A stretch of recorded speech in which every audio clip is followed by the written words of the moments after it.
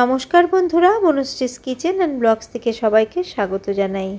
আজ করে দেখাবো মাত্র এক মুঠো গোবিন্দভোগ চাল এবং একটি পাকা আম দিয়ে খুব সুস্বাদু একটি ডেজার্ট রেসিপি।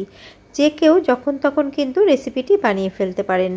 আসুন দেখে নেওয়া যাক আমার আজকের রেসিপিটি বানানোর জন্য সবার আগে আমি একটা বাটি নিয়ে নিয়েছি আর এখানে নিয়ে নিয়েছি গোবিন্দভোগ চাল। গোবিন্দভোগ চাল দিয়ে কিন্তু রেসিপিটি বানালে বেশি ভালো হবে, অন্য চালের ব্যবহারের মধ্যে করা যাবে না। আমি এক মুঠো নিয়ে নিলাম গোবিন্দভোগ চাল। এবার চালগুলোকে ভালো করে ধুয়ে নেব। 2 থেকে 3 বার চালগুলোকে আমি ভালো করে ধুয়ে নিয়েছি। এবার চালের মধ্যে আমি কিছুটা পরিমাণ জল দিয়ে দেব যাতে চালগুলো ডুবে থাকে।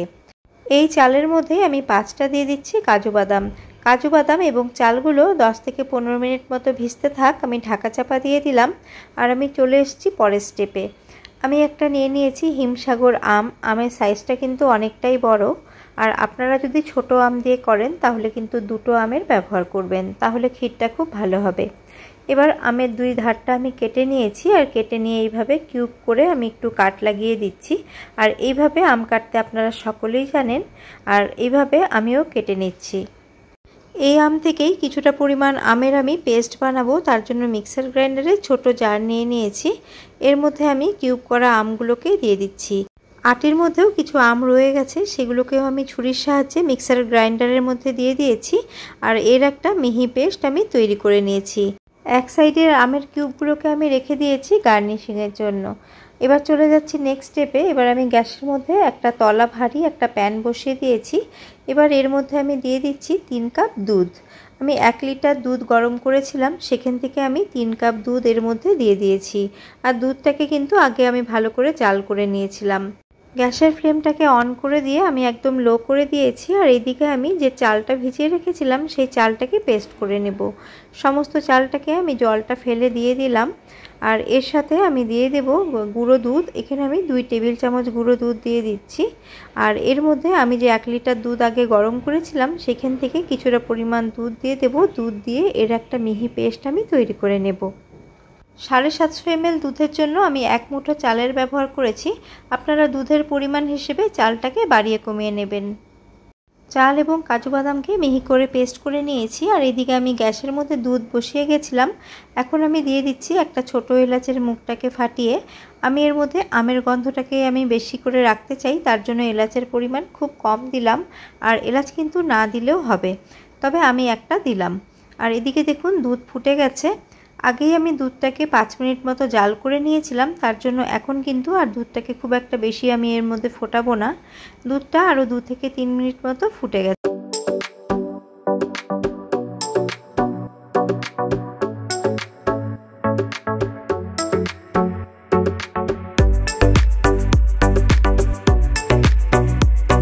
দুধটাকে আরও কিছুক্ষণ ফুটিয়ে নিয়েছি। এবার যে চালের পেস্ট করেছি সেই চালের পেস্টটা দুধের মধ্যে মিশিয়ে দেব। গ্যাসের ফ্লেমটাকে একদম লোতে করে অল্প অল্প চালের পেস্ট দেবো আর এইভাবে একটুখানি নাড়তে থাকবো, তাহলে খুব ভালো করে চালের পেস্টটা দুধের সাথে মিশে যাবে।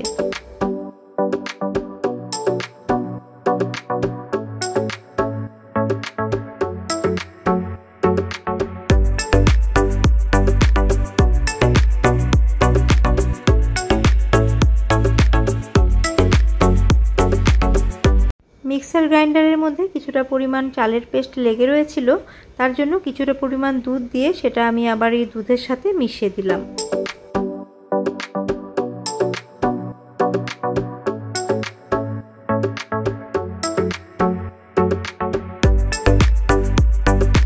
গ্যাসের ফ্লেমটাকে লোতে করে অনবরত একটু নেড়ে যেতে হবে, নয়তো নিচে ধরে যাওয়ার একটা সম্ভাবনা থাকে।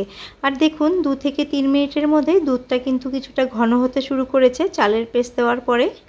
ক্ষীর কিছুটা ঘন হতে শুরু করেছে। এই পর্যায়ে আমি দিয়ে দিচ্ছি 1 থেকে 1.5 টেবিল চামচ মতো কনডেন্স মিল্ক। আমার ঘরে অ্যাভেলেবেল ছিল, তার জন্য আমি কনডেন্স মিল্ক দিয়েছি। আপনাদের যদি না থাকে আপনারা এটা ছাড়াও কিন্তু বানাতে পারেন।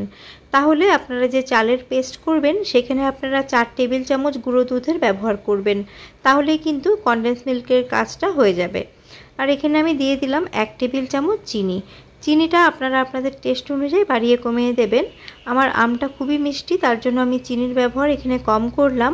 তাছাড়া কনডেন্স মিল্ক ব্যবহার করেছি, সেখান থেকেও কিন্তু দুধটা অনেকটাই মিষ্টি হয়ে যাবে। কথা বলতে বলতে দেখুন অনবরত নাড়তে নাড়তে আমার ক্ষীরটা কিন্তু প্রায় রেডি হয়ে এসেছে। ক্ষীরটা অনেকটাই ঘন হয়ে গেছে। দেখুন আমি আপনাদের ঘনত্বটা দেখাচ্ছি। এই ডেজার্টটাকে ঠান্ডা পরিবেশন করা হবে, তার জন্য ঠান্ডা হলে আরেকটুখানি ঘন হয়ে যাবে। তার জন্য এখন গ্যাসের ফ্লেমটাকে আমি অফ করে দেব।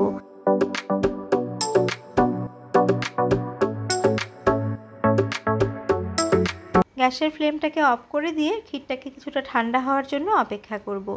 এখন চলে যাচ্ছি পরের স্টেপে। আরেকটা ওভেনে আমি একটা কড়া বসিয়ে আমি যে আমের পাল্পটাকে আমি পেস্ট করেছিলাম সেই পাল্পটাকে দিয়ে দিলাম। এবার ফ্লেমটাকে মিডিয়ামে করে পাল্পটাকে আমি 1 থেকে 2 মিনিট মতো একটুখানি ফুটিয়ে নেব। আমের পাল্প আপনারা চাইলে কাঁচাও মেশাতে পারেন, কিন্তু এইভাবে যদি একটুখানি জাল করে মেশানো হয় তাহলে কিন্তু এর কালারটাও ভালো হয় আর ফ্লেভারটাও খুব স্ট্রং হয়। দেখুন কথা বলতে বলতে হয়ে গেল, আমি এগুলোকে তুলে নিচ্ছি। আমের পাল্পটাকেও ঠান্ডা করে নেব।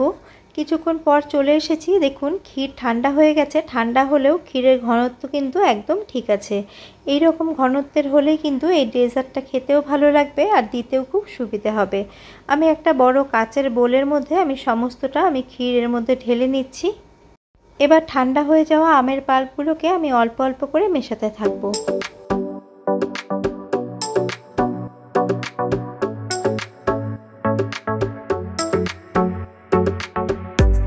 সমস্ত আমের পাল্পটা আমি ভালো করে মিশিয়ে নিয়েছি আর দেখুন কত সুন্দর কালার হয়েছে। এর উপরে আমি কিছুটা পরিমাণ আমের কিউব দিয়ে দিচ্ছি। আমন্ড এবং পিস্তা আমি রোস্ট করে নিয়েছিলাম, সেগুলোকে কুচি করে কিছুটা মিশিয়ে দিচ্ছি। আর আপনারা আপনাদের পছন্দ মতো এর মধ্যে ড্রাই ফ্রুটস দিয়ে নিতে পারেন। সমস্তটা ভালো করে মিশিয়ে নিয়েছি। এবার বাদবাকি যে আমের কিউব ছিল সেগুলো আমি ওপরে এইভাবে গার্নিশিং করে দিচ্ছি। কিছুক্ষণ আম ক্ষীরটাকে ফ্রিজের মধ্যে রেখে তারপরে আমি পরিবেশন করব। পুরনো বন্ধুদের ধন্যবাদ আমার পাশে থাকার জন্য। আর নতুন বন্ধু যারা আমার চ্যানেলটি ভিজিট করেছেন কিন্তু এখনও সাবস্ক্রাইব করেননি, অনুরোধ রইল আমার চ্যানেলটিকে সাবস্ক্রাইব করার। রেসিপিটি কেমন লাগলো কমেন্ট করে জানাবেন। ভালো লেগে থাকলে একদিন হলেও এইভাবে আপনারা বানিয়ে খাবেন। রেসিপিটি বানানো যেমন সহজ আর খেতে কিন্তু অত্যন্ত সুস্বাদু। এক বাটি খেলে কিন্তু একদমই মন ভরবে না। বাড়িতে অতিথি এলে বা ছোটোখাটো পার্টির জন্য আপনারা এইভাবে ডেজার্ট বানিয়ে কিন্তু পরিবেশন করতে পারেন। রেসিপিটি ভালো লেগে থাকলে লাইক কমেন্ট শেয়ার করবেন। আবারও হাজির হব অন্য কোনো রেসিপি বা ব্লগ নিয়ে। আজ এই পর্যন্তই। নমস্কার।